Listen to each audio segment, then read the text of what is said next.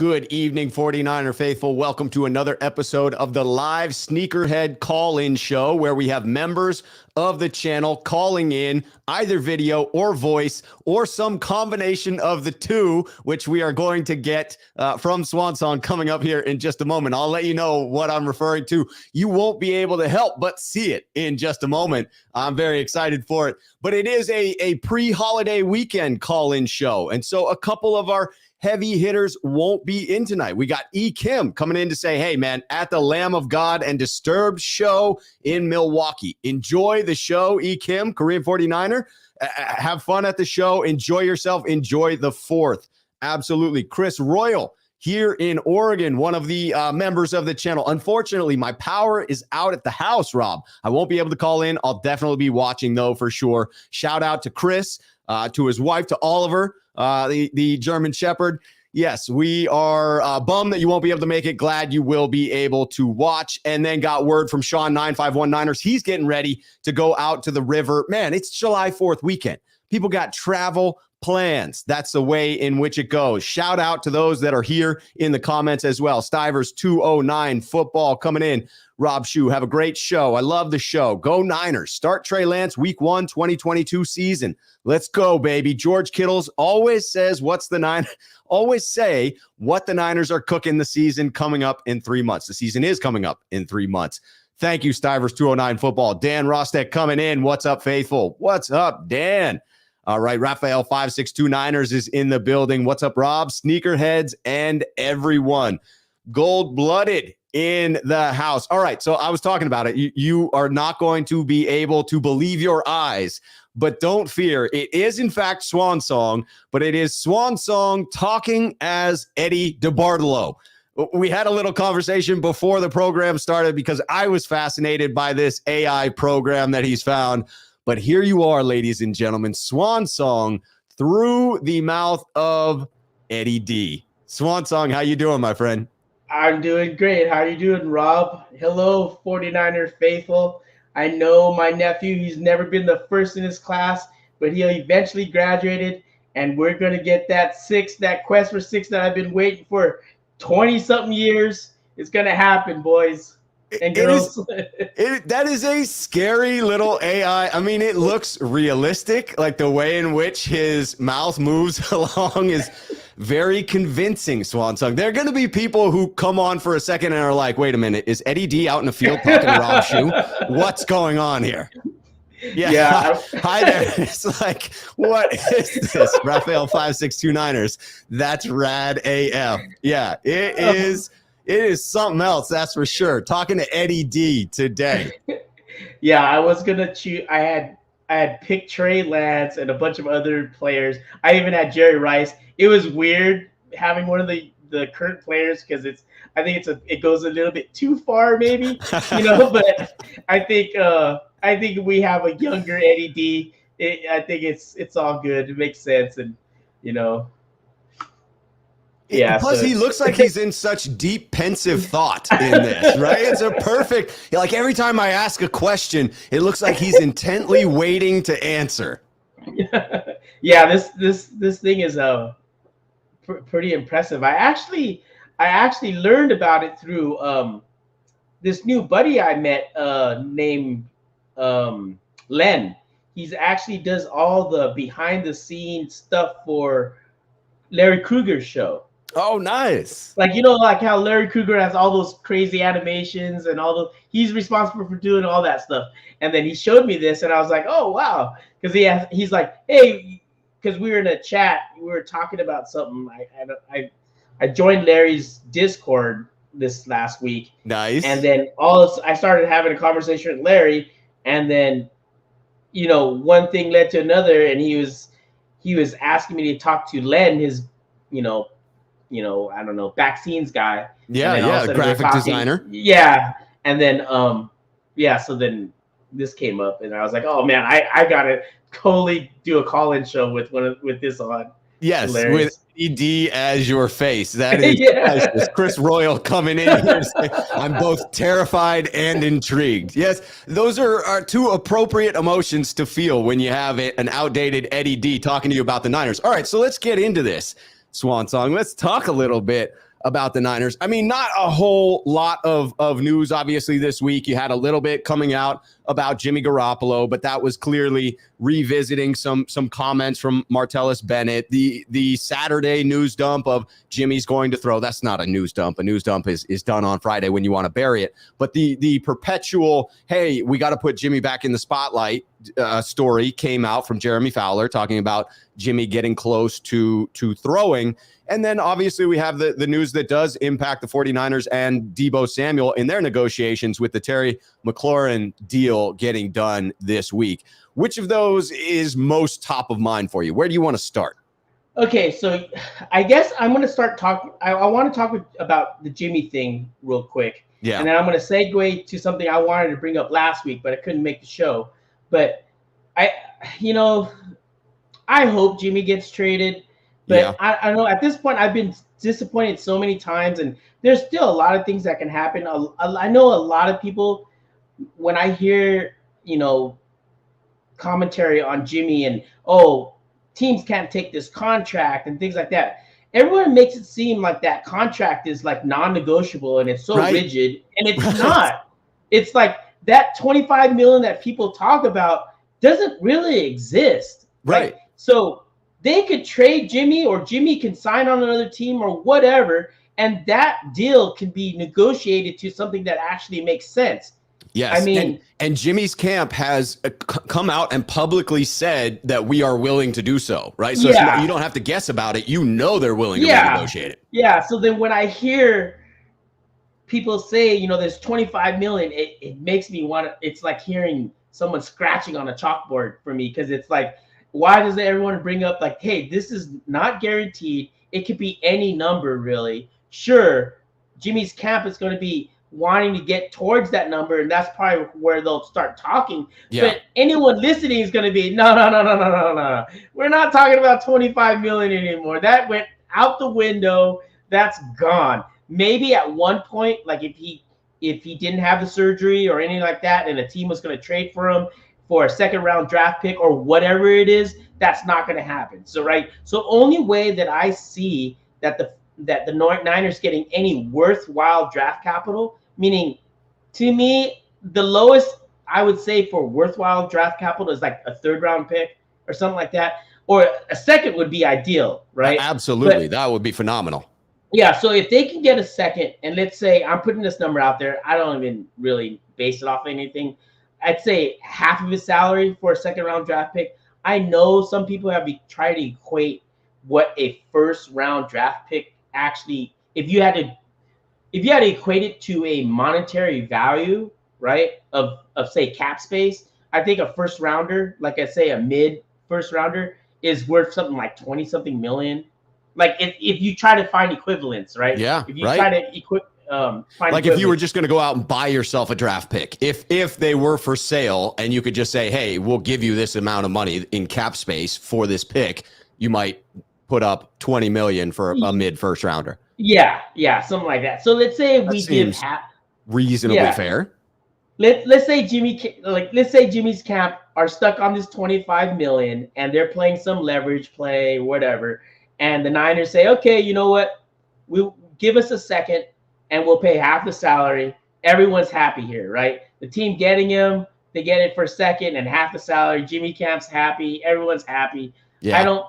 That's just one scenario that could happen. I don't think it happens, because I think many scenarios can happen. That's just one of the things that could play out.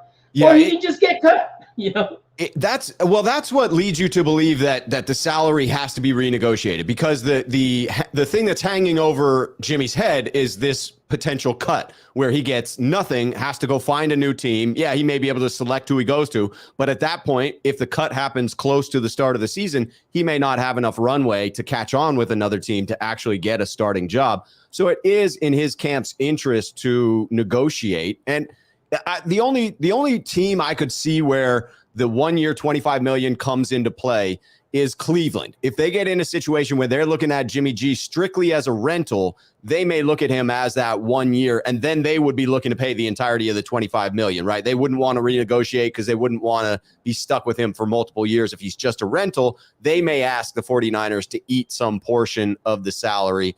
But other than that, I see a situation where a team would want to renegotiate a longer contract, a little bit of an extension, and work Jimmy's number down considerably.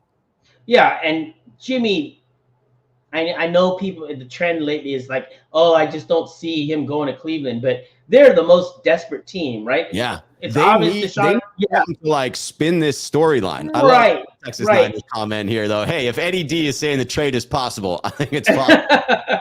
Because think about it, right?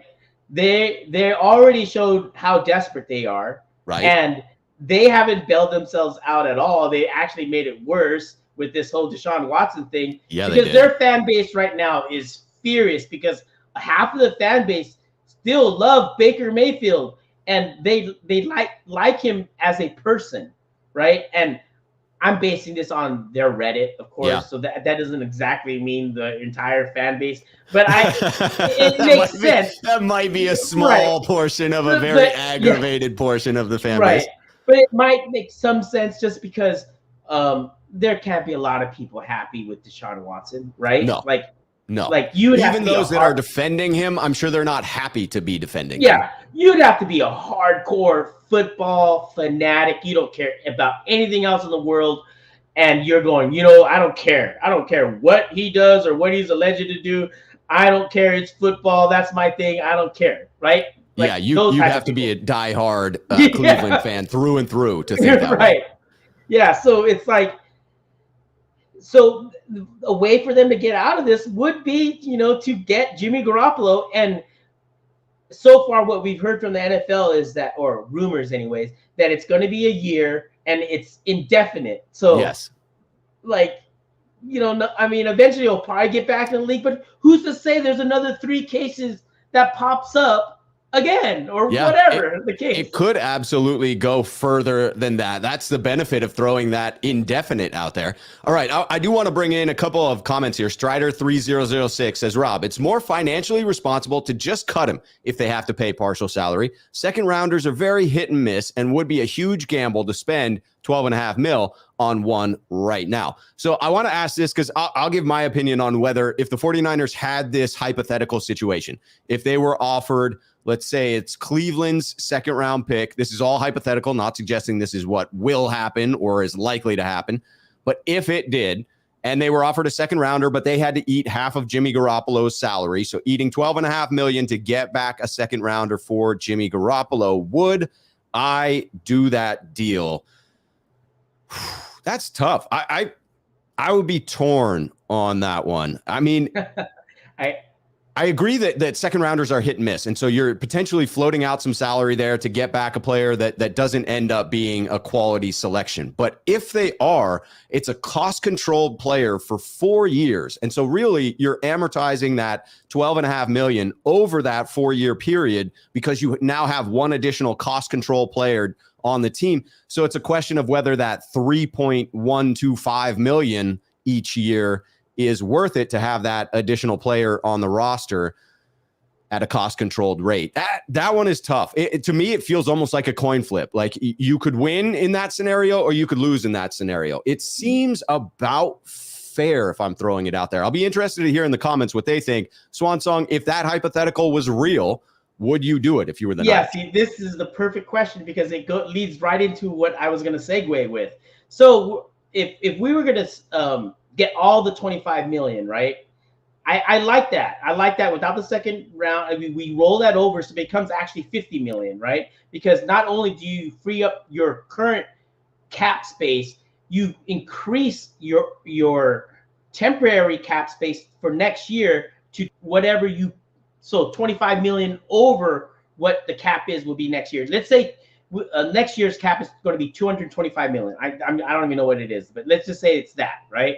If you save $25 million this year, then you rolled over, you get a temporary cap space of $250 for the 23 season, where all the other teams are playing with $225. Well, all the other teams that don't roll over money, right? But that's only good for 1 year, though.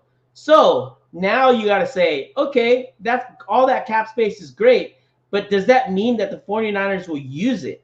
Because they could use it in a way where, okay, if they went all in next year and was aggressive and used all that cap space, right? Not and got players, right? But the other way they could spin it too and use that cap space is they could front load a contract, right? Let's say this Deebo contract or whatever. Instead of backloading it, they eat a bunch of it at the top, right? Yeah, you could see that with a Bosa contract next offseason. Right, because it's only good for 1 year, that right. extra cap space, right? So then it makes these contracts not as hardcore in the later years. You know what I'm saying? It's not, it makes it easier to swallow, right? Yeah, right. And because you're more pot committed up front, right? It makes it easier to swallow down the line.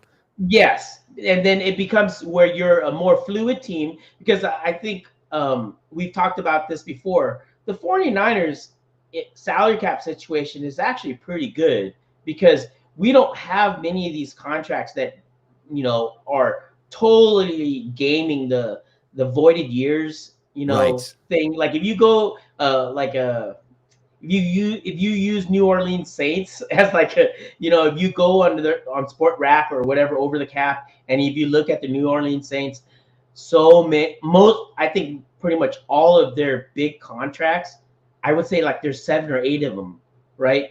They're all exploiting the voided years. Yeah. So, I mean, it's great they get away with it. I mean, kind of, right? Because it catches up to you eventually. It catches up to you eventually. You got to pay the bill. Right. And not only have to pay the bill, they've been lucky with injuries, right? Like, let's say if they had a guy like a D Ford situation where he gets injured, but you still have him on contract, or you still have all this dead money on him. Right. They're gonna, and if they were a team that was in contention, and we're not talking about you get injured and you're back the next year. That's not as bad. Where it's D Ford is like every year he's injured, right? Or he can't come back because he has it's the deals where you're talking about like $50 million in dead money. Those are paralyzing deals. Yeah, and they haven't had one of those. Like, I mean, they had Michael Thomas out for 1 year, and they did lose Teron Armstead. People always forget about that. Like, oh, there's no salary cap. Look at New Orleans Saints. But hey, they lost their best left tackle. He's like the second best left tackle in the league. Right. Like, that's not nothing, right? That's nothing to sneeze at. That would be like if we lost Trent Williams, just writing that off as not a big deal. Yeah, exactly. And no one mentions that, right? So it's that's the thing. If the Niners were going to use it aggressively, and at this point, I understand why they haven't been that crazy aggressive. Because let's be honest, guys, we don't know what Trey Lance is going to be. We're all hopeful. But until he proves it, you can't just put all your eggs in one basket. That's right. And go, like. That's what I've been saying this offseason is it feels as if the 49ers are attempting to be prudent in that regard. They believe in Trey Lance. I believe in Trey Lance. And yet you do have to see it on the field, to your point, that until you've actually seen the results, you are just projecting about the young gentleman and his ability to get it done. And you got to hold back a little bit. So if you want to wait until you've seen something, then you have more chips to push into the middle of the table at that point. Yeah, so if they were to get that $25 million, it depends on how they use it, right? If they went aggressive and got players, all these sexy names that we would like to fill up the roster, whatever free agents there are going to be next year, then great, I'd be all for it, right? But if they did the whole thing where they're front loading, that's not as sexy. Sure, it helps them down the road, but it's not as sexy. And a second round would be nice. Swung, in short, you would take the second rounder and give up the $12.5 million. Am I hearing you correctly on that? Yes, just because I don't exactly trust what the 49ers plan is, right? What they would do with the cash. They have done a good job of spending up to the cap. Jed has been good about spending those cap dollars, but how they're spent is another question. To your point of, do they do a deal for an existing player so that they're not bringing in additional talent? Whereas if they were investing it in free agents, now they're bringing in talent to the organization. Just to poll the audience here, we had a couple of votes. Dan Sneakerhead here on the channel came in to say he would not take that deal. Dan, I'm interested to hear what about it is not appealing to you. Texas Niner says, I want something more than nothing. So I do the $12.5 million. Shoot, Niners have wasted more money than that before. Speaking of something like the D Ford deal out there already. I like Niner by Nature 88 coming in here to say, ask the question. You don't want that $25 million to pay Azeez or Greenlaw to load up the team? No one's given us anything for Jimmy. If he was so good, teams would be banging down his door right now. I would dispute that in my own personal belief about him not being worth anything. I do believe the national media hype train that talks about how the trade was derailed by the shoulder injury. We'll get an answer to that, though, in the very near future. I already had to admit I was wrong once about when that trade would go down. And so if it doesn't happen again, I'll be ready to admit I was wrong a second time in that regard. And got to bring in Jeezy1. Hey, Rob, it's my birthday Sunday.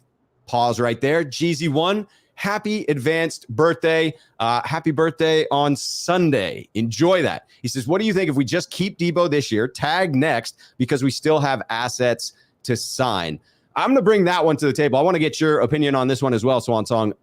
To me, that begins to be a cancer within the locker room. If you saw, Deebo's social media, the way he cleansed it, the way he spoke about being frustrated, I think you would have to magnify that, amplify it 2, 3, 4-fold if you decided to try and tag him consecutive years.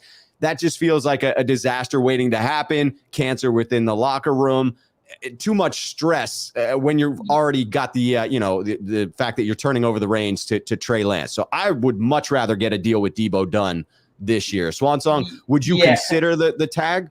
No. I think once you go down the tag road, okay, everyone thinks tagging is going to be beneficial, but not to a winning team, not to a team that's building anything. Because remember, a tag is fully guaranteed, and there's no saving that salary cap. Like, there's no way to spread that money or anything. That you take the full hit, and whatever the tag is for Deebo next year, it'd probably be 20-something million, right? Because the top 5. Isn't it an aggregate of the top all these 5? damn contracts have gone up, so the franchise tag is going to be through the roof for wide receivers next year. Yeah, if you look at the way the Niners have been doing contracts, each player only costs about $5 to $6 million a year in cap space, right? Because they make zero base salary. Well, they make $1 million base salary, right? And then let's clarify here, Swan Song, that $1 million is not zero. Yeah, well, that does give you a taste of how big these NFL contracts are. Right. That we're like, that $1 million, just forget about that. You wipe,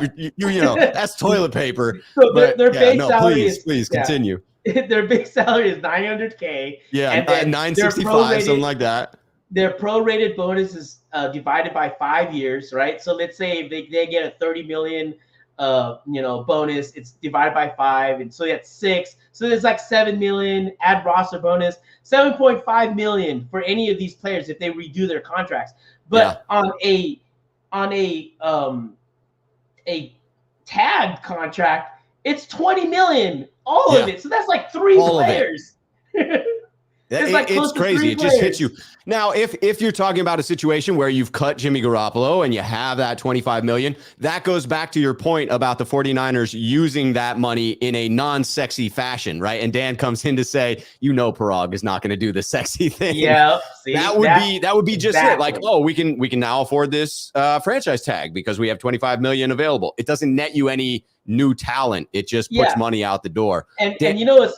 Oh, sorry. Go ahead. I was just going to say, Dan came back in with his reasoning as well that I wanted to put up. I'd rather have the full amount available for the reasons you and Swan discussed. So you and I and Dan are on the same page there. Please continue, Swan. Right. And then another thing is people also is like, there should be another figure of total liabilities for a team, right? Because we look at teams like where they're not very great teams. They don't have any players, but for whatever reason, they're right at the cap level or near it.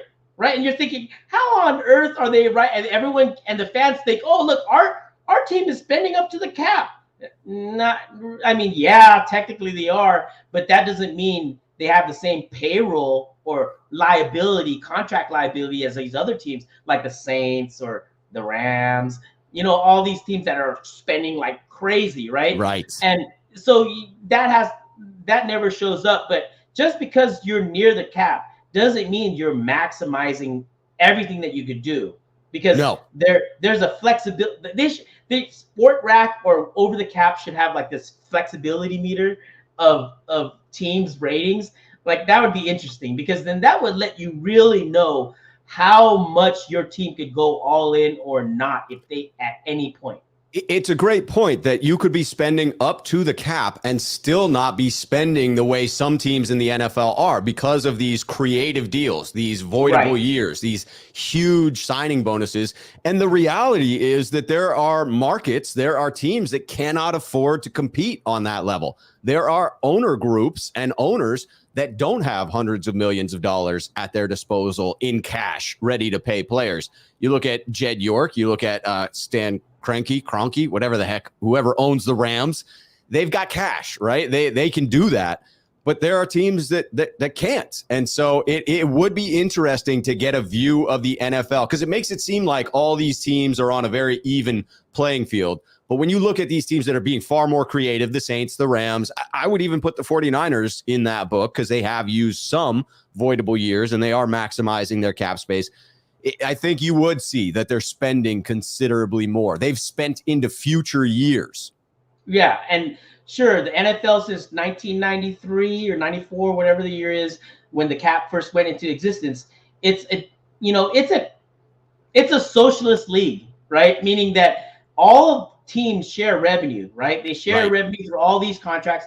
I know some things are to the individual. I don't know what it is that they don't have to share, but for the most part, they all share revenue the same way, right? That's how they attracted, owners to come in and, hey, you can make money and you're in a small market. You'll still make as much money as we do or close to as much money as we do, right? And then so some teams will just, lack of a better word, sandbag, right? Because they know they're going to get X amount of money no matter what they spend, right? So nowadays, I think more people that want to buy sports teams, it's not just about making the money because you have rich billionaires that are buying teams and they're their toys. They're the distractions, right?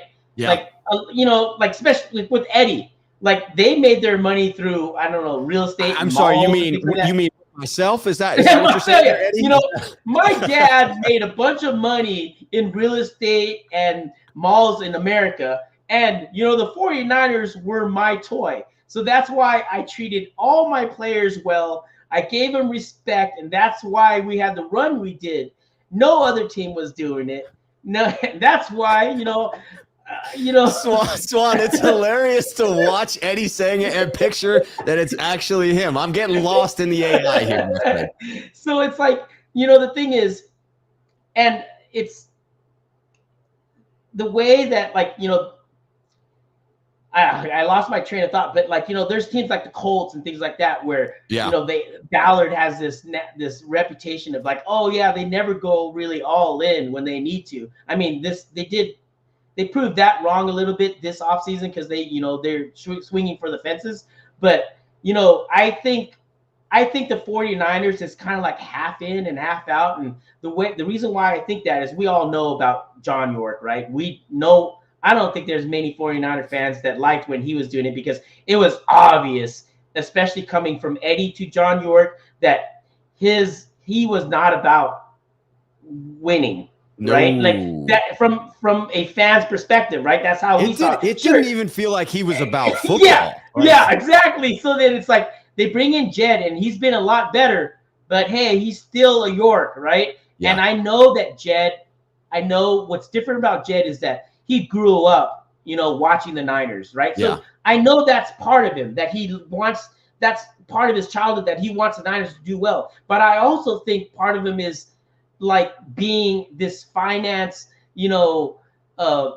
venture capitalist, investor, Silicon Valley, type of dude, right? And those type of guys are about numbers. And to impress those guys is, what kind of deals are you making? How much money you're making? How you get what I'm saying? It's not. And then some of these other owners, they've already made their money. They've already made lots of money. They proved themselves out there in whatever financial market that they were in, right? And now they own a team for kind of just for fun, like Ballmer, the Clippers owner. Yeah, he's like the fifth richest man in the world or third, whatever it is, 90 billion. Like you add up all the NFL owners together, and they don't add up to Ballmer. Right?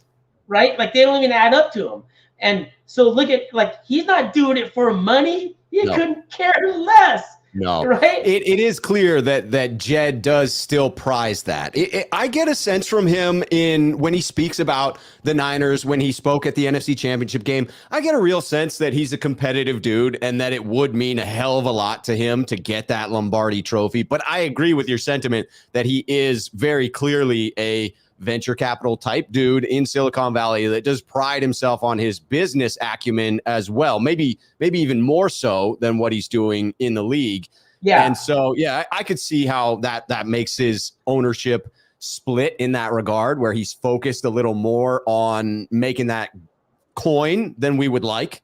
Yeah, and there's nothing wrong with that, but No, for a that's money. fan, but for a fan, you're thinking, man, I wish we had someone that was all in, and I get it. We'll see. The verdict is still out because when it comes down to it, we still have not had a franchise QB, Yeah, right, that we've put any faith in since Steve Young. I mean, sure, there were some years with Kaepernick that I was on board with Cap. Like the first few sure. years, I was like, dude, we got it. We got our franchise QB. And then all that team, that hardball team imploded so fast. I was already bragging with all my, NFL friends. Oh, the Niners are back, baby. Like all this stuff. And, and then how fast it imploded on us. Because I thought at least staggering. Oh my God. I was like, we're cursed. What's going on here? Like, this is crazy. I've never seen this before. So I'm hoping that, hey, that Trey is going to be that person that kind of lifts us from this, to kind of glory days that we, like a lot of Niner fans have not felt this. Like, I don't even talk about the newer Niner fans. Yes, I know that they've had some success, the people that were there for Cap, and then of course for Jimmy, right? But trust me, those people that are in that generation, wait until you get to see what it feels like to have a team.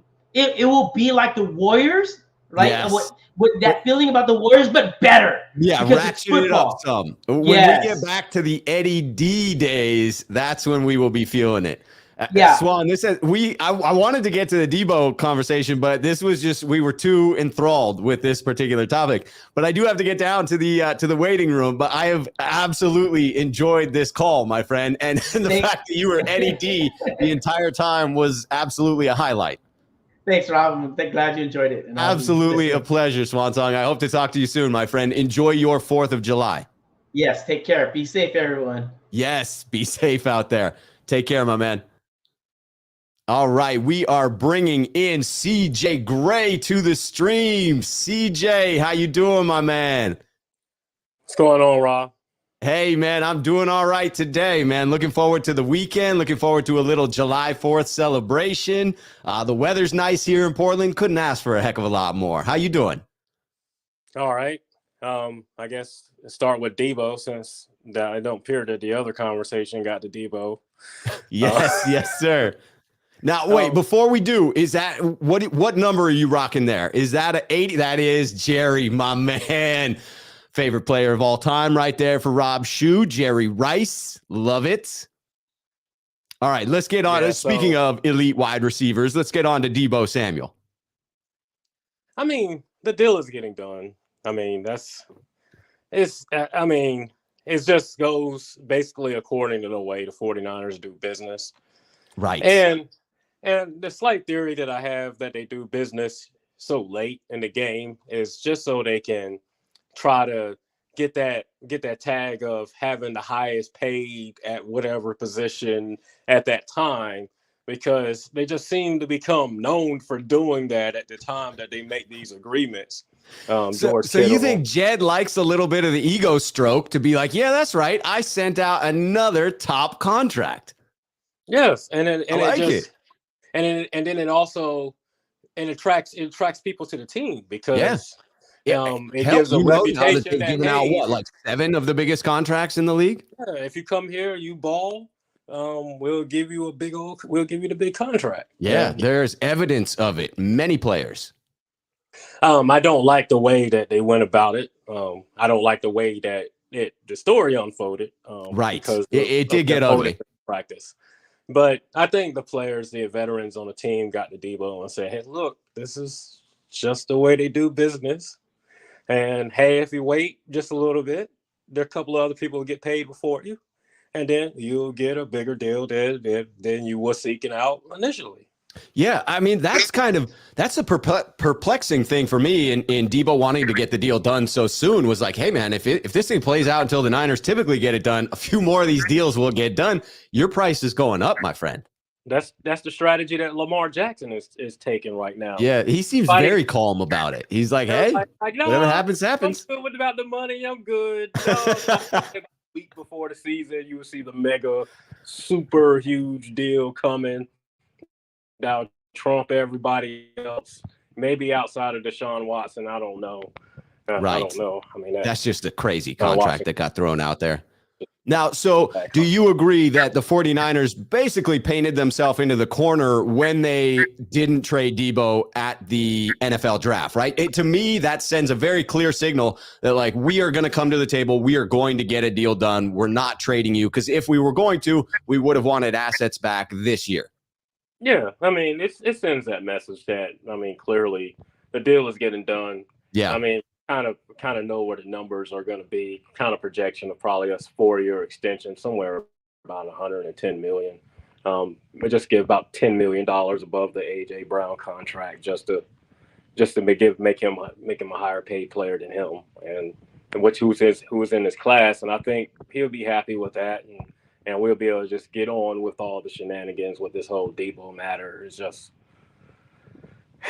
the off season, and yeah. And we just the drama of the offseason, right? And then the second topic is Jimmy Garoppolo, who pretty much he's cut. He's about to get cut. So do you see that as the most likely, if you have the options of either cutting him or a team coming in to trade for him, which of those two do you feel is more likely? The cut? It's just the cut because of the contract. It's just, it makes $27 million, and I just don't see anybody like Cleveland situation do you want to spend $27 million for Jimmy rather than pay Jacoby? In Carolina, you rather pay $27 million because you're already stuck with the Sam Darnold contract at $18 million. Do you want to pay an additional $27 million to get Jimmy?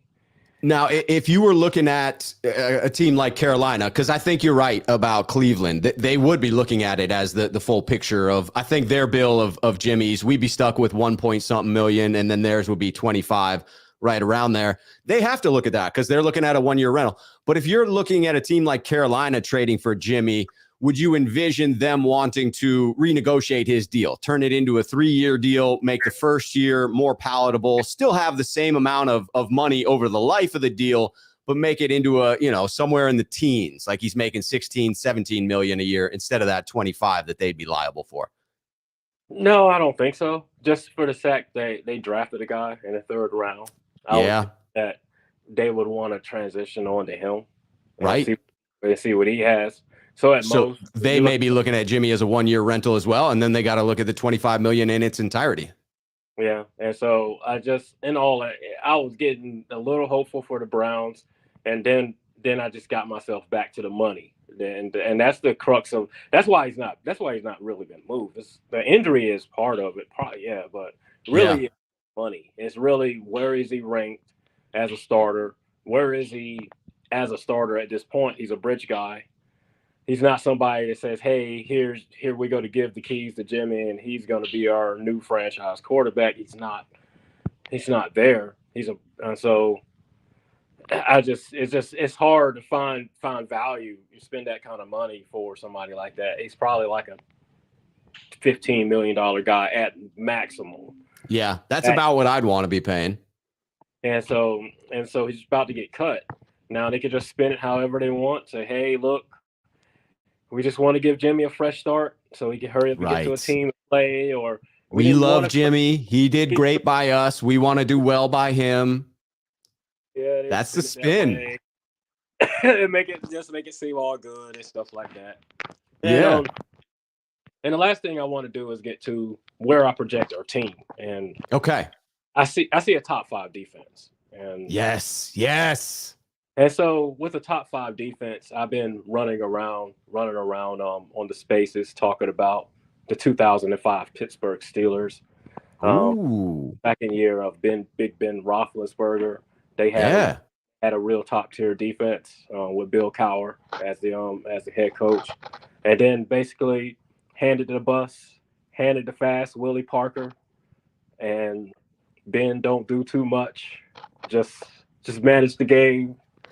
And Because his that's all stats were not that impressive that year, right? If you go back and look at them, they were not monstrous stats. No, it was just a caretaker.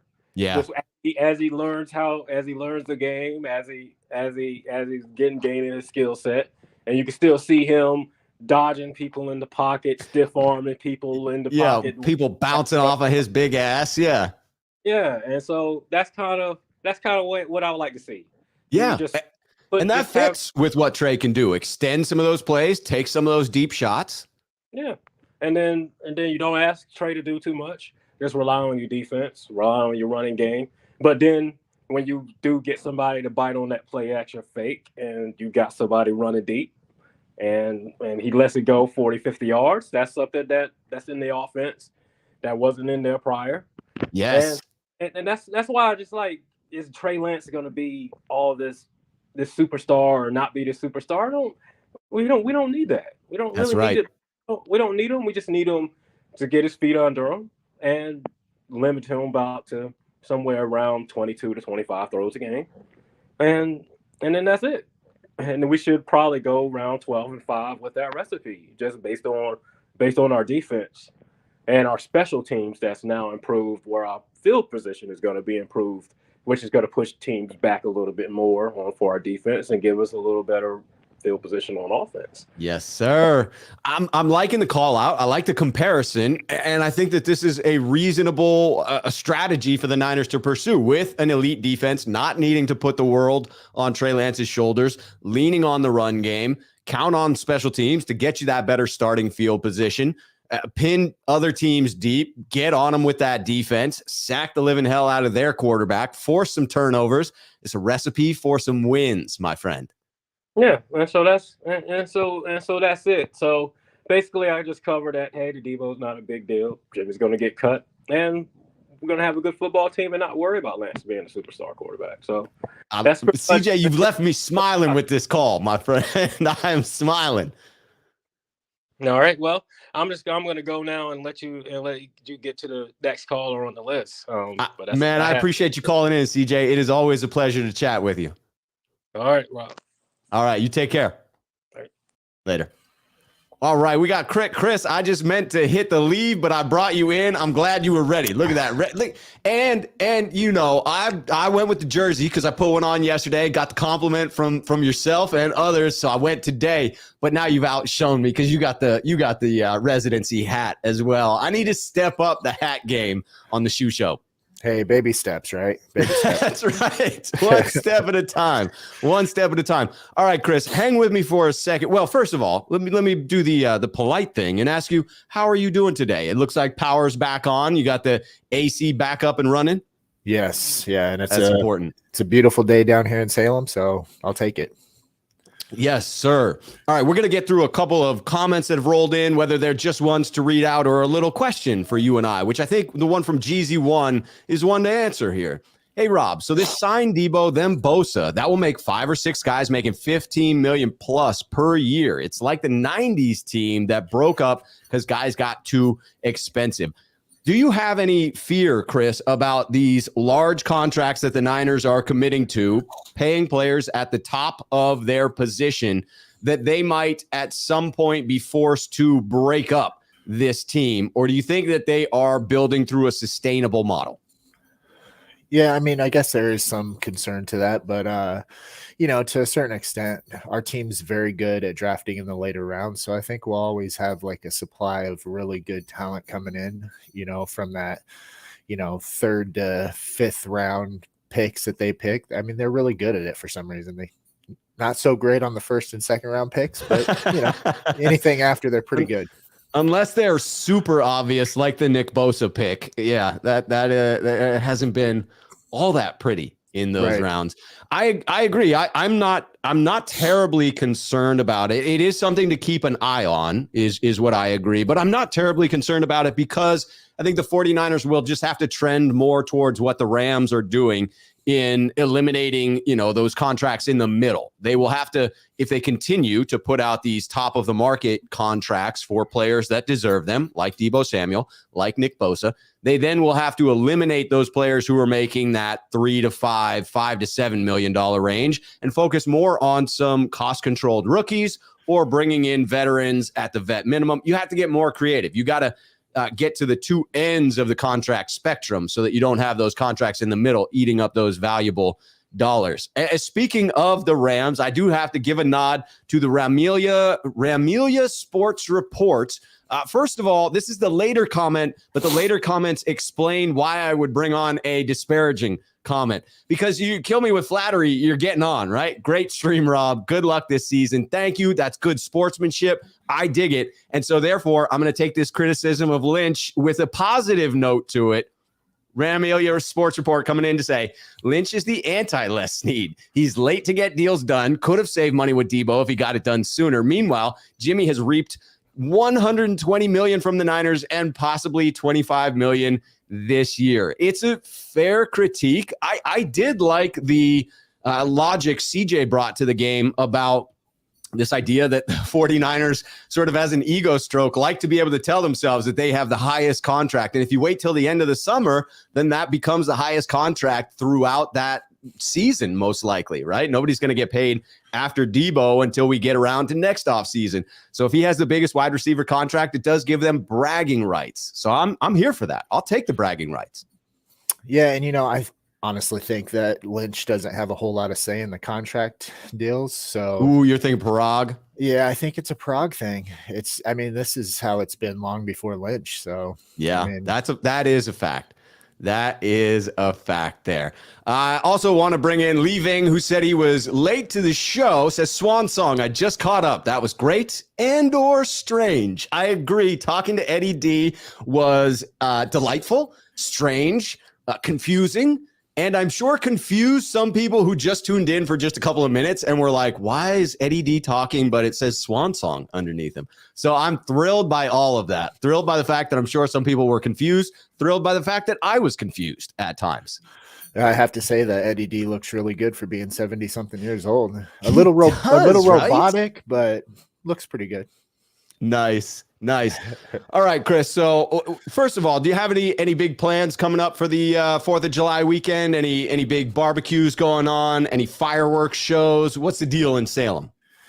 No, we're not doing too much. I'm working that day, so it'll probably be a pretty long day. But I'm feeling you with the low-key 4th. That's what I'm going to be all about this year. Low-key, maybe some food, maybe some grilling, but that'll be about it on my end. Yeah, my daughters are older, so they don't get excited about fireworks anymore. So yeah, we just kind of hang out and just take a relaxed night. That's awesome. Very cool. Very cool. So what do you think of, there's not a whole lot of 49ers news going on this week, but what did you make of those minor stories that did come out? Which one fascinated you the most? Are you most keyed in on the Deebo situation, Jimmy Garoppolo, and getting him traded out of here? What's going on for you, Chris? Yeah, I think both of them are pretty fascinating. I'm really waiting for Jimmy Garoppolo to start throwing. I do believe that it's, there's going to be teams looking at it. There are. There's value there. Yeah, I definitely think so. And, for a team like Cleveland that has a pretty, solid team around them, they want to, they're not going to want to drop the ball. If Watson gets suspended for an entire year, they're not going to just want to call it a year. They're going to want to actually compete for something. So they're going to want to compete, and they're going to want to bury that storyline, right? They're going to want to make some type of a splash that lessens the blow of, you just gave almost $250 million to a guy who's now indefinitely suspended and will be out at least a year.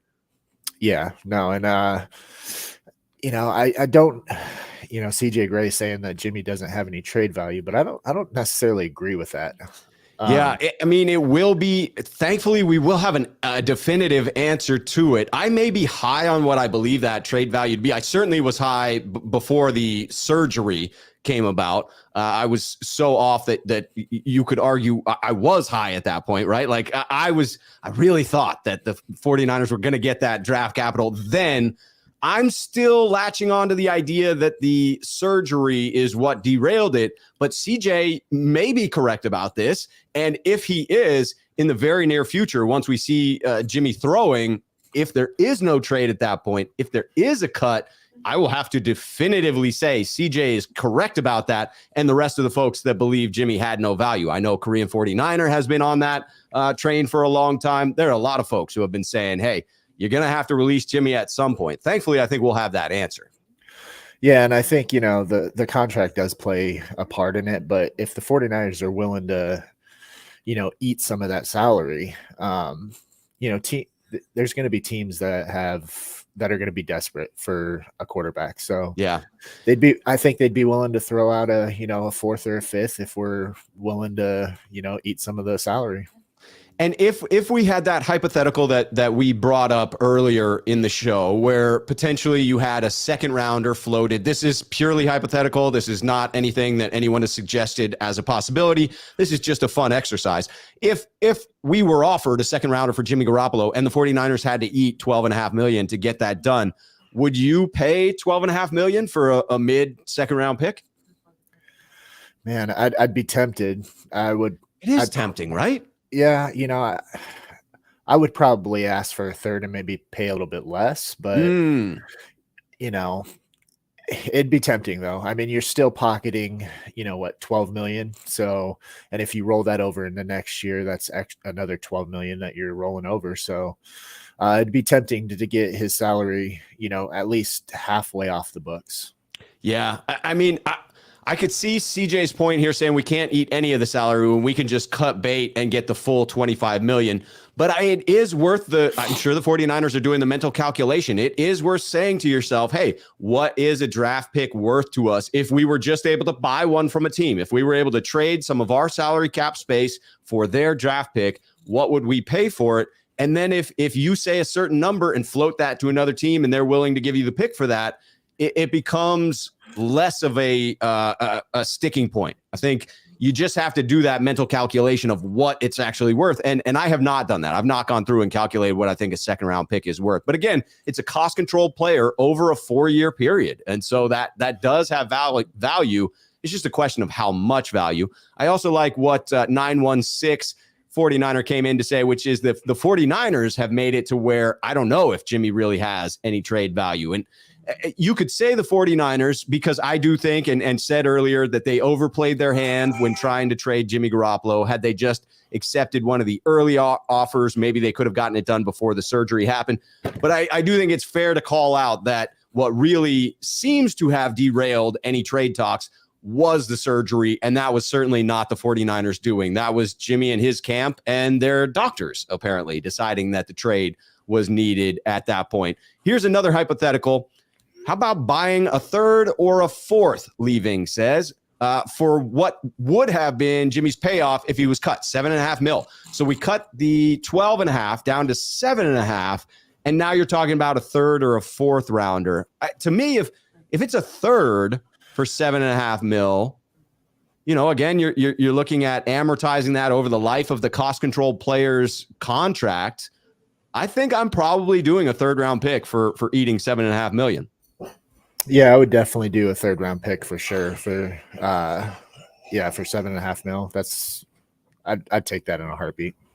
And Lee doubles down to say, what's it worth to keep Jimmy from ending up on the Seahawks? Because that is the risk if you cut him, is that he can end up on your team within your division, on the Seahawks, who are in need of a quarterback.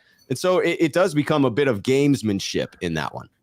Yeah, I mean, honestly, I'm not worried if he goes to Seattle because that'll be a rude awakening for him. But, I'd rather get something than nothing, like Texas Niner had said earlier. Just, give us something.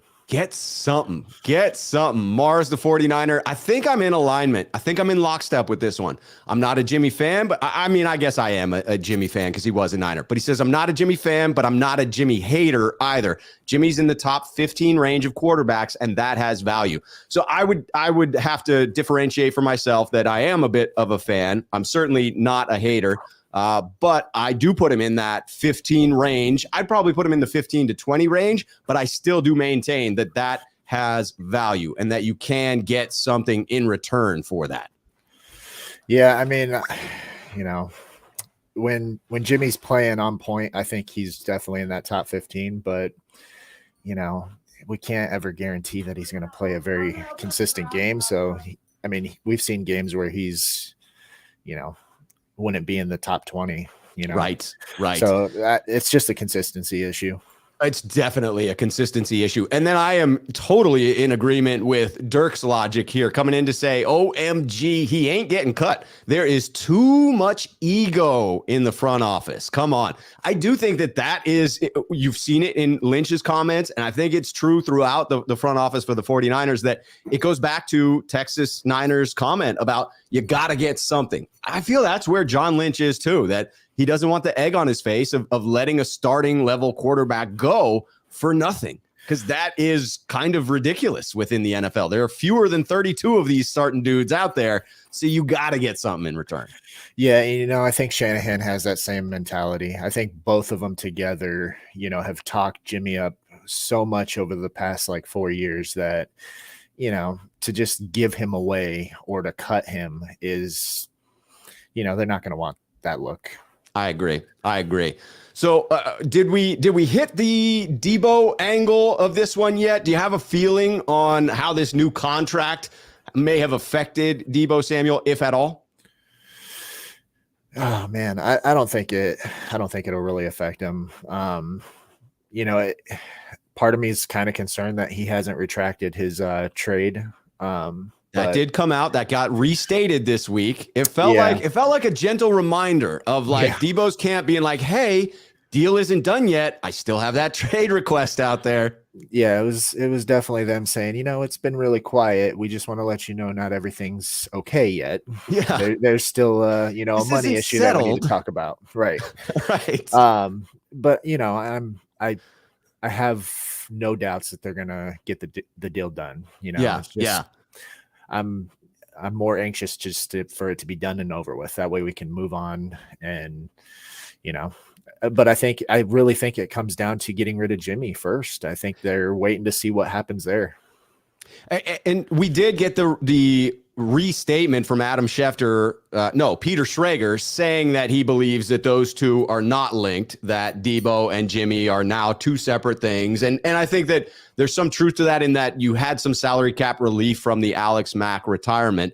But as far as timing goes, I do think we will see I love it when I get whitewashed in the shot. I think what happens is it catches a reflection off of the Super Bowl logo and then washes me out completely. It makes me look ethereal, if you will. I thought you were auditioning for Twilight personally. So, I do have the skin of a vampire, and I cannot go in the sunlight either without getting burned instantaneously. I am, I'm anxious to see how this plays out. I think a deal, the timing of it does work out. I think where Jimmy gets moved first and then the Deebo deal happens, because I believe a Jimmy trade is coming as soon as he's able to throw. And that I have nothing other than my own instincts to go on in that, other than the information available to everyone else out there. But I don't think, in my personal opinion, that the two are actually linked to one another. Yeah, but I guess I find it hard to believe that we have ways to get any more money back other than getting rid of him. So it's like, that's other than like a renegotiation of Trent Williams' contract, maybe extending Jimmy Ward. Like, there are options, but they may not be options the Niners want to take. Yeah, and that's a lot of different people to buy into. Okay, I'm going to rework my contract so we can make sure this is done. I mean, we don't know how these guys are personally. They might be like, I'm not taking any less money this year, or extending out because we don't know how Trey Lance is going to necessarily be, and we might want an out after a couple years, or there's a lot of factors that go into it. So yeah, maybe there's ways out there to get the money, but I think the fastest and quickest way is to just rip the Band-Aid off and get rid of Jimmy. I would agree with that, and I'm hoping that it comes soon, mainly because I'm exhausted in talking about it, and I'll be thrilled to report that it is done, and wish Jimmy G nothing but the best. I mean, let me be very clear that regardless of how I may have slipped into giving a little bit of grief to Jimmy because we've been speaking about this for so long, I still wish him nothing but the best. I hope wherever he ends up, unless it's Seattle, and then I'm sorry, Jimmy, I can't root for you there. Anywhere else, I am going to be rooting for him. I've got a quick over-under for you on the Deebo contract situation. Out of left field, just gut feeling. But if you were a betting man and you were laying down some coin on it, if you had to take the over or the under on $60 million guaranteed for Deebo, with the more recent contract coming out, you had, I think it was 53 or 57 million guaranteed. Two of the more recent deals were 53 and 57 million guaranteed. So 60 would be above that. If it were a 3-year deal, you could probably guess that would be the highest percentage of guaranteed money of any of these contracts. Do you think the Niners go that route? Are you taking the over or are you taking the under? Well, I'm hoping the 49ers are smart and just give them the over on it. Me too. But I mean, they haven't been playing things very, fair. So they could try to go under and say, hey, you don't got a whole lot of options. So we're going to give you 57 million and, get what you get. Don't throw a fit. A take it or leave it type of a situation. CJ Gray with the full on prediction, 4 years, 110 million with 60 of it guaranteed. That would be a pretty sweet deal. Dan coming in to say 58 or 59 guaranteed. I do think it will be in that $60 million range. I would take the over on that one. I think the Niners get it done with a big guaranteed. I don't think that the other numbers are going to be as staggering as some of those we've seen from the wide receiver field, but the guaranteed money is the one I think is going to matter most to Deebo and his camp. Yeah, and I'm pretty comfortable that they'll probably go over too. I mean, they're talking about how there's that the whole situation is, can be rectified and stuff. And I think the only way you're going to do that is to give him a boatload of money. Yeah. Yep. I agree. And I think they tipped their hand again when they kept him around after the draft. You basically said you're going to give him a boatload of money. Pete Gorman coming in with the update. NFL said a decision has been made on Watson. That the court stuff did wrap up, not the court. The NFL judge who was hearing the details of the cases has wrapped up. So he says NFL said a decision has been made on Watson. They'll be announcing it soon. I will not be surprised if this gets sent out on Friday as a Friday news dump, Friday afternoon, right before a long weekend. But that will certainly give us some insight as to the 49ers and their situation, because Cleveland opening up as a destination really does help in moving from Jimmy Garoppolo. Yeah, and it actually came out too that one of the ladies is suing the NFL because of or suing the team, I think. Oh wow. So that in itself, I think, probably leads credence to the fact that they might, really push hard on Watson, maybe even more than a year, possibly. I mean, I don't know, Yeah, but that feels like one where they may come out and say it's a year, indefinite, but it starts at a year. And then if they get more details, they extend it. It becomes a real spider's nest for the Browns. I mean, they put themselves in it, so I have no sympathy for them, but it does get pretty complicated for them. Yeah, definitely. Nice. Any other Niner topics on your mind? I know it was a slow Niners news week. Yeah, no, I've got nothing for you, man. I'm glad I got my power up so I can, Me too, my get friend. on here for a little bit. And I'm glad that I went Kittle yesterday, Bosa today, because, then we're complimentary there. Not that there's anything wrong with matching, but I like the complementary styles, offense, defense. Yeah, I was able to see what you were wearing, so I kind of That's a good point. I dressed accordingly. Good point. Right on. Well, I always appreciate the conversation, Chris. I appreciate it too, man. All right, you take care, my friend. Have a good night. All right. All right, we are bringing in Jonathan T. You know him as Starco Fan 212. Jonathan, how are you doing this afternoon, my friend? Fine, Rob. And yourself? I am doing very well. Always enjoy talking Niners. Always enjoy talking to sneakerheads. That's for sure. Got it. So let's just go with the Jimmy trade here. So I like it. I'm reading from my notes here, and I just quickly ran out with my top 3 trade destinations for Jimmy. Nice. And so far, I have the Browns, Panthers, and Giants. I think for the Browns, definitely, it's with the Deshaun thing. We're not sure how long he's going to be suspended for, and I think the Browns have a great team, especially with all the draft picks they've been able to get, especially since they've been the bottom feeder during the mid 2010s era, and yeah, I think they are a playoff caliber team. I could absolutely see them getting into the Jimmy Garoppolo sweepstakes if they do have a long suspension looming for Deshaun Watson. And I know many people might say, "Oh, but they still have Baker on the team," but I really think Baker might be requesting a trade soon, and because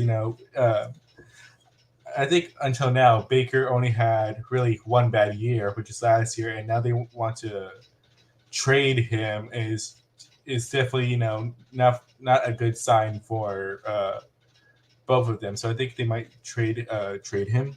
Definitely. Yeah, I see a scenario where Baker, they burn that bridge, and Baker, he does seem to have a bit of an ego on him, which many NFL players do, many NFL quarterbacks do, but certainly Baker Mayfield does. I could see his ego not wanting to return to a team that had degraded him in the way that it seems the Browns did when they said we want an adult in the quarterback room. Yeah, definitely. And for the Panthers, I know they've drafted Matt Corral, but let's just want to remind everybody that they still have Sam Darnold in that quarterback room as a starting quarterback. And I'm a USC fan. I'm from Southern California, so go Trojans all the way. But it pains me to say this because Sam was just a good player during my time in the USC, especially during that Rose Bowl in Pasadena, which I've been to before. And nice. For the and I think the Panthers, especially with Matt Rule's job on the line this year. Yes, he's got to win. He has to win. He may be out of a job if he doesn't. Yeah, and I really think they might want someone like Jimmy, who, although he may not be a great quarterback, he is a good quarterback at least, and someone to teach him, and definitely a better teacher than Sam Darnold would be, I would say. I watched many people rank the QB rankings. A lot of people have Sam Darnold as number 32. Yeah. And I don't think, I definitely think if you want Matt Corral to be the face of the Panthers franchise, I think you definitely want to give Jimmy at least a 1-year deal. Yeah, get a little bit of a transition before you hand it over to the young quarterback. In that scenario, do you see Carolina needing to move on from Sam Darnold? Would you think that they'd want to package him in the trade? Or they certainly can fit all of the contracts on their roster without doing anything. They have the room to add Jimmy Garoppolo without doing anything at this point. So I'll put that out there. But do you believe they would probably want to send Sam Darnold out in any trade where they're bringing in Jimmy Garoppolo? I probably think they but I don't think it would get accepted just because, Sam would be coming back to California, though not Southern California, Northern California. I think that might be, although not good for the Niners, I think that might be good for, press coverage, Sam coming back home, maybe, seeing one last rodeo at home just to see if he can get back into his old stride again. Right. I got to admit, I wouldn't like the price tag at all. I think Sam Darnold's contract, if I'm correct about it, is about $18 million. But I would certainly be happier with Sam Darnold as my backup quarterback than Nate Sudfeld, just in terms of win-losses. And that's not intended to be a slight against Nate Sudfeld, but an acknowledgement of the talent that Sam Darnold had when he came into the league and potentially being able to tap back into it. But I wouldn't like that price tag on it. Okay, though, I like that. Now, you did mention the Giants, and that one really does intrigue me. So I'm interested to hear sort of the logic behind that one. For the Giants, I definitely think Daniel Jones is on his last stride here, definitely. And I would say if the Giants want a quick transition to bench Jones if he's not performing well at all during the season, I think Jimmy might be a good fit to just throw out there, because I remember last year when Daniel, I'm not sure, was it Daniel Jones injured last year, I believe, and they had to sub it Mike Glennon, and that was which which was just a disaster for them, basically. Yeah. So I definitely think they want to get, especially with that's. I would say that definitely for the Giants, they want to hopefully give Daniel Jones that thought in the back of their mind, like, you got to perform well or I'm going to get replaced. And I don't think I'm not sure if Mike Glenn is still on the Giants, but I'm not sure whoever the backup quarterback for the Giants will be able to I'm gonna have to go look it up after this one, because I don't know the Giants quarterback situation behind Daniel Jones, but I don't believe that they have a really secure succession plan in place. So that could be another potential landing spot. I like it. Yeah, and that was not even my dark horse. My dark horse would have to be either the Seahawks or the Cardinals. I'm sorry. Ooh, the Cardinals is definitely not one that I had thought of with Kyler Murray there. So are you thinking that they would want to move on from Kyler Murray to make that a dark horse, or that they would just add Jimmy to the roster? Possibly just add Jimmy to the roster, possibly, but I'm not sure. The Cardinals have been making good deals, with the exception to the one they made during the draft for Marquise Brown, I would say, especially since what the Eagles were able to get for AJ Brown. Yeah. Out of the two, if I've got a choice, I'm taking AJ Brown every single time. I like it. All right. I got my eyes on all of these landing spots now that you have brought them to the table, Jonathan. I appreciate it. Yeah. So do you have any plans for the 4th of July weekend? I don't have concrete plans. I got a buddy around here where he and I have hung out, an old college friend that, we've known each other now. God, it makes me old to say it, but for 24 years, maybe spending some time with him that day, hanging out, but don't have any real big plans other than definitely will be some fireworks. Definitely will be some grilling and some eating of quality food and some relaxation. Other than those three things, that's all I have on the docket. Yeah, especially with the recession or how the prices have been going up this year for a lot of things, Yeah, definitely got to ease back on the spending in that regard. Dirk is excited about the fact that I've known Pep for 24 years. I've also known Dirk for 24 years. And there's a key in to 24 for the two of us. Yes. And I know, I'm not sure who said it, but I know somebody in the comment section was commenting about for the Seahawks. I really wouldn't mind if he was on the Seahawks, actually, because I would think that would give the Seahawks a little bit more wins, which might put them out of contention for a top for a quarterback to draft a quarterback during the next year's draft, which is pretty deep, I would say. Yeah. Yeah, and so you'd be all right if the Niners actually traded Jimmy to Seattle? You wouldn't have any objection to that one?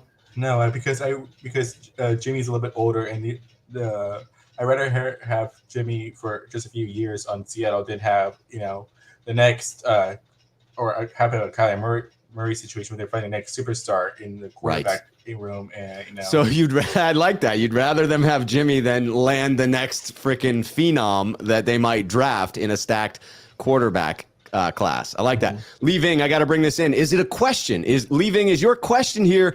Will I do a 4-hour live stream on the 4th? Is that the question? You can type it in the comments. I'm just curious.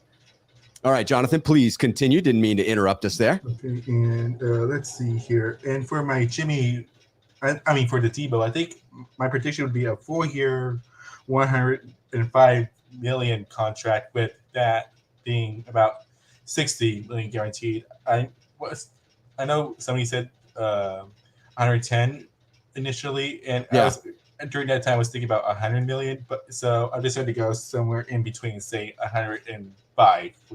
That makes sense, because then you're looking at 26 million average annual value. You're looking at 60 million guaranteed. It puts him at a very healthy amount of guaranteed money. I, again, just have the gut feeling that will be the sticking point. My reasoning for that is that Deebo is a wide back, a guy who has dealt with some injuries, whether they be soft tissue injuries or others, and that his camp may pursue a contract that guarantees him the greatest amount of money, as opposed to worrying about dollars that you may or may not ever make. Definitely. So yeah, I know, and that's all I have in my notes essentially, because there's not much Niners talk.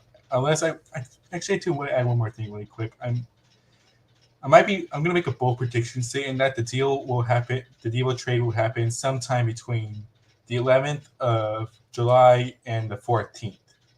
Man, that's a tight window. I like the boldness of that prediction.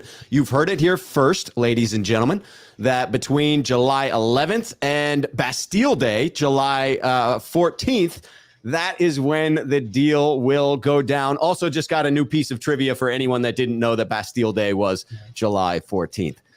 Yes, I'm excited about that. I feel like that's enough time for Jimmy to have started throwing, because it came out, earlier this week that it was going to be sometime in the next couple of weeks. And then you would think it would be a couple of days to get a deal hammered out. So the math checks out in my book. That feels like about the earliest that we might expect a deal to get done. I'd be anxious to get this off of my radar. So I'm hoping you're right about that, Jonathan. Yeah. And my second one would be when I'm not sure when when the first cuts for the practice teams would be. I don't, but I believe as of last year, they sort of truncated those cuts more, because now we're down to only 3 preseason games as opposed to 4 preseason games, that they allowed more of the players to carry through longer in training camp, a bigger percentage of training camp. And I think that it is right towards the regular season that you make the vast majority of the cut downs. But I haven't gone through and confirmed all of those dates, which I'll do before we get to that period of time. Got it. I think we'll definitely talk about that more once those dates are confirmed, essentially. But that's my alternate prediction. Whenever pretty much days after whenever the first team is, the first cuts for the team are made, or next one. I'm not sure if one has happened yet. I don't think one has. Yeah, I don't think one has. No, we haven't gotten to any cut dates yet. Nobody's been cut at this point. Right now, we're at that 90-man roster limit, which is the greatest amount of players that you can have on the roster. Eventually, we'll get down to that 53-man roster. Got it. And so that's all I have for today. Jonathan, as always, man, really appreciate you coming on the stream. Really enjoy speaking with you, and love the way in which you lay out your logic for all these calls. So just wanted to say thank you. You're welcome. Have a good Wonderful. 4th of July. Hey, happy 4th of July to you as well. Be safe. Have fun out there. Enjoy time with friends, family, whomever you get to spend it with. Be present in that moment. Enjoy those relaxing, rejuvenating times, and have fun, man. Yep. Thank you. You're very welcome. Take care, Jonathan. You too. I most certainly will. Thank you. All right. This has been an excellent show. Very excited to have everybody on here. Very thrilled to have the engagement in the chat. I loved the cheat code conversation that went on in the chat. That delighted me because it brought back memories of Nintendo way back in the day. But I feel like the first one that came in when we were talking about cheat codes was Pete Gorman saying, Mike Tyson's punch out, up, down, right, left, A, B, A, B. Wasn't it up, down, left, right, A, B, A, B? Correct me if I'm wrong about that one, but that's what sticks in my memory is up, down, left, right, as opposed to right, left. But I could be misremembering that. I'm just thrilled that we're talking about original Nintendo cheat codes when there were only 2 freaking buttons on the controller. And at that point, we were like, what do you mean we get 2 buttons on a controller? Because we were used to only 1. Those of you that have video games nowadays, you just don't know what we all grew up on. Or maybe you do if you visited a Goodwill and picked yourself up one of those classic Nintendos. I'm telling you. Swan Song coming in. Tecmo Bowl was legit. I'm telling you. I delight myself in going back and revisiting childhood memories. I'm glad all of you are here to do it with me. Bring in a couple of comments before I go. NYCE 1030, Rob Schuh, I believe they're waiting to hear what Metcalf is going to sign for. This is in reference to the Deebo situation. I think they already have something in mind, but waiting to see what Seattle does with Metcalf.